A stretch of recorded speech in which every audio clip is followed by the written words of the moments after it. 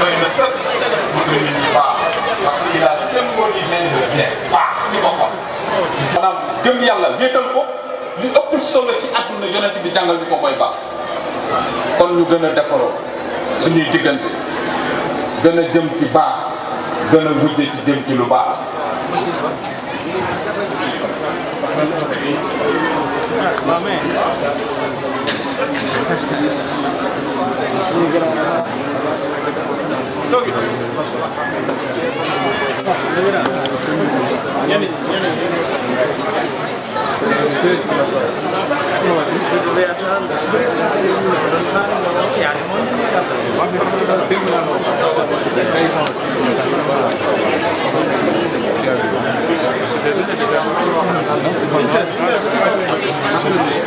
sant yàlla bu baax bi ñu mayee ñu fekk bés bi di julli ci yonent bi sallallahu alayhi wa sallam di wax jërëjëf Serigne Touba ñaanal suñu wayjur suñu kilifa Serigne Mountakha Bachir mu yàgg fi lool te wér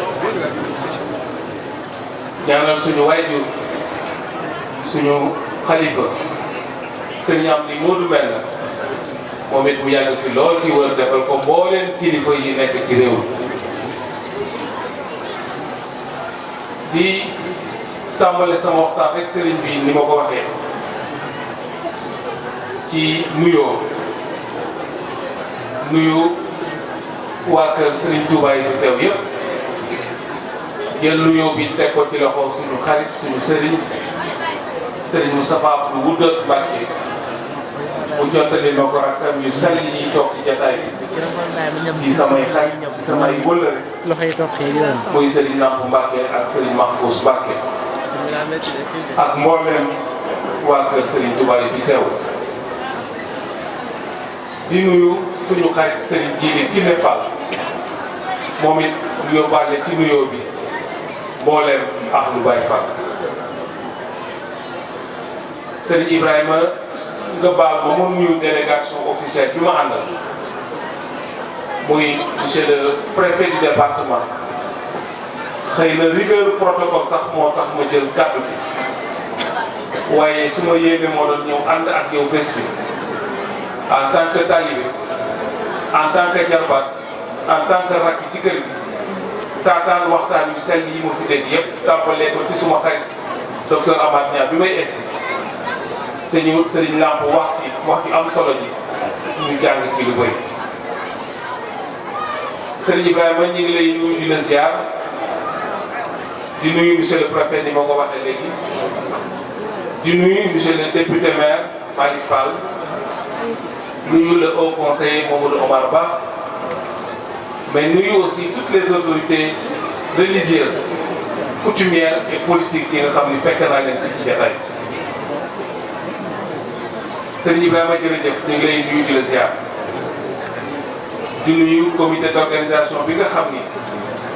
ñoo nekkoon ci sa wet di liggéey te sa tuus ci ay xasida wàcce fi ay kàmmi jàpp naa ne état du Sénégal la mel na la sant mel na la ngërëm kon bokk Serigne Ibrahima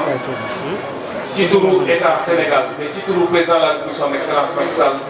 yëpp ràññee ci suñu bàyyi Serigne Mor Ngirat di ko ñaanal moom it mu yàgg fi lool ak kilifa yu baax ci kaw yëpp waaye nag suñu xel dal na Serigne Ibrahima ndax sa doom ji Serigne Saliou suñu borom dogal na léegi ñu fekk ay détails yu yaatu yoo xam ne nii daanaka ëmb na thème bi nga xam ne moom la ñuy waxtaanee fii tey ci taxawaay bi nga xam ne ñun jullit rawatina ñun taalibe bi moom la ñu war a am ci dëkk bi ñu nekk loolu nag ma koy rafetlu bu baax gis-gis bi mu ci am ak vision bi mu am te ñu partagé ko en tant que taalibe en tant que jullit en tant que citoyen